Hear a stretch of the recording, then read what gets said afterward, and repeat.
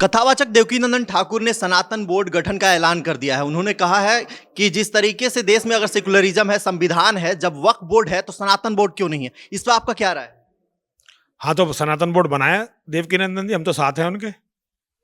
16 नवंबर से उसके लिए दिल्ली के यमुना खादर पे बड़ा आंदोलन उन्होंने करने आंदोलन की क्या जरूरत है?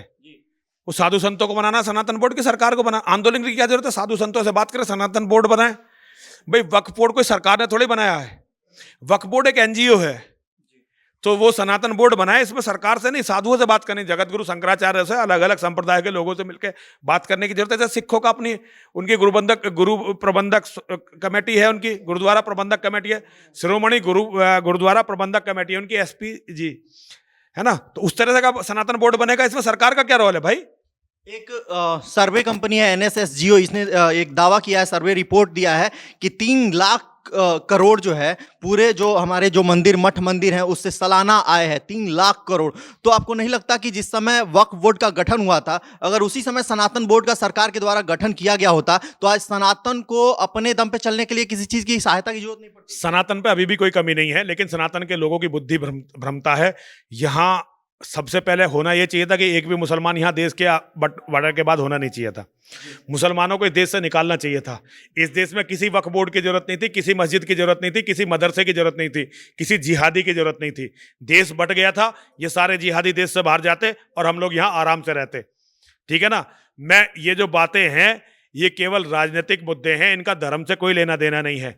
जो मठ मंदिर अभी हिंदुओं के पास हैं उनमें भी लाखों करोड़ रुपए साल का चढ़ा हुआ है। वही मठ मंदिर हिंदुओं के लिए क्या कर रहे हैं ये भी तो पता चलना चाहिए भाई। हम जो हमारे पास नहीं उसके लिए रो रहे हैं, और जो हमारे पास है वो क्या कर रहे हैं सनातन धर्म के लिए, वो भी तो बताओ। आज भी ऐसे ऐसे मंदिर हैं जिनकी सालाना आय कई सौ करोड़ रुपए है, वो सनातन धर्म के लिए क्या कर रहे हैं ये भी तो सवाल उठाने वालों को सोचना चाहिए। हिंदू केवल उन कामों में लगे रहते हैं जिन कामों का कोई आधार नहीं है, करता कोई कुछ नहीं है। देखिए, करने वाले लाखों तरीके ढूंढ लेते हैं काम करने के, और जिन्हें कुछ नहीं करना होता वो लाखों बहाने खोज लेते हैं।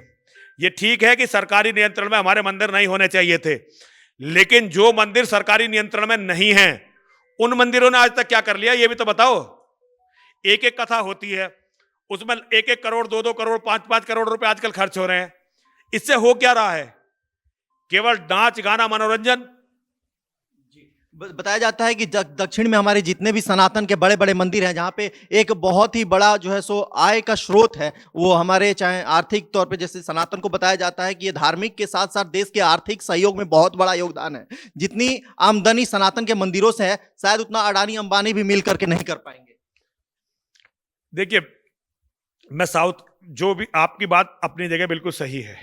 ये ठीक है कि हिंदुओं के मंदिरों की आय मंदिरों को मिलनी चाहिए, लेकिन हिंदुओं के मंदिरों की आय का भी एक नियंत्रण साधु संतों को अपने आप करना पड़ेगा कि धर्म का पैसा धर्म में खर्च हो, और अगर धर्म ताकतवर होगा तो वो मंदिर भी वापस आ जाएंगे। आप भिखारियों की तरह नारे लगाते रहेंगे, आंदोलन करते रहेंगे, तो इससे केवल आप अपने फेसबुक पे, अपने सोशल मीडिया पे मीडिया की अटेंशन केवल अपनी तरफ कर पाएंगे, ठोस कोई काम नहीं होगा। आपको अपने मंदिरों के चढ़ावे का, अपने कामों का भी अपने आप को यह देखना पड़ेगा भाई इससे धर्म की कितनी सेवा हो रही है, इस्लाम के जिहाद को कितना नुकसान पहुंच रहा है। आप अगर सारे खतरों को दरकिनार करके केवल झूठे आंदोलन करते रहेंगे तो उससे हिंदुओं को कुछ नहीं मिलने वाला। हिंदुओं को सनातन बोर्ड सरकार नहीं बना के देगी, अपने आप बनाना चाहिए। एक एनजीओ, वक्फ बोर्ड क्या एक एनजीओ है? वक्फ बोर्ड इनका जो पर्सनल लॉ बोर्ड है वो एक एनजीओ है। हमारे संतों को किसी से पूछने की जरूरत थोड़ी है, पहले संत एक मत होकर बैठे तो सही कहीं। ये संतों को करने का काम है भाई, इसमें सरकार का क्या लेना देना? हर बात में सरकार को कोसना, सरकार की जिंदा मुर्दाबाद करना, ये मुझे तो नहीं लगता कि एक कोई ढंग का काम है। बाबा, ये महाराज जी ये बताइए कि जिस तरीके से वक्फ बोर्ड देश में लगातार हर जगह लोग ये दावा कर देते हैं कि ये वक्फ का जमीन है, ये वक्फ का जमीन है, तो वक्फ बोर्ड का खात्मा जरूरी है या सनातन बोर्ड का गठन? खात्मा जरूरी है वक्फ बोर्ड का। वक्फ बोर्ड का खात्मा सबसे जरूरी है। सनातन बोर्ड तो गठित होता रहेगा, वो बात की बात है। देश को ही पहले सनातन वैदिक राष्ट्र बनना चाहिए, पूरा देश। आप सनातन बोर्ड बना लो खूब, मुसलमानों की आबादी ऐसे ही बढ़ती रहेगी। भारत का प्रधानमंत्री मुसलमान बन गया, वो तुम्हारा एक भी मंदिर नहीं छोड़ने वाले। फिर सनातन बोर्ड कहां जाएगा? फिर सनातन बोर्ड कहां जाएगा? अगर सनातन धर्म खत्म हो गया, हिंदू समाज खत्म हो गया, तो सनातन बोर्ड का झुंझुना बजाएगा फिर? महाराज जी, आपको नहीं लगता कि जिस तरीके से हमारे देश में एक लगातार एक धर्म या समुदाय के द्वारा जिस तरीके से प्राइवेट स्कूलों का परिचालन किया जा रहा है, हमारे जितने भी मंदिरों से, मठ मंदिरों से, मदरसों का स्कूल पूछ रहे हैं, मदरसे पूछ रहे हैं? प्राइवेट स्कूल से लेकर के मदरसों तक की बात कर रहा हूं। देखिए, उनका उनका वो आतंकवादी बनाते हैं, उनका अपना नेटवर्क है, और उनके सारे मौलाना, उनकी सारी मस्जिदें इसी काम में लगी हुई हैं।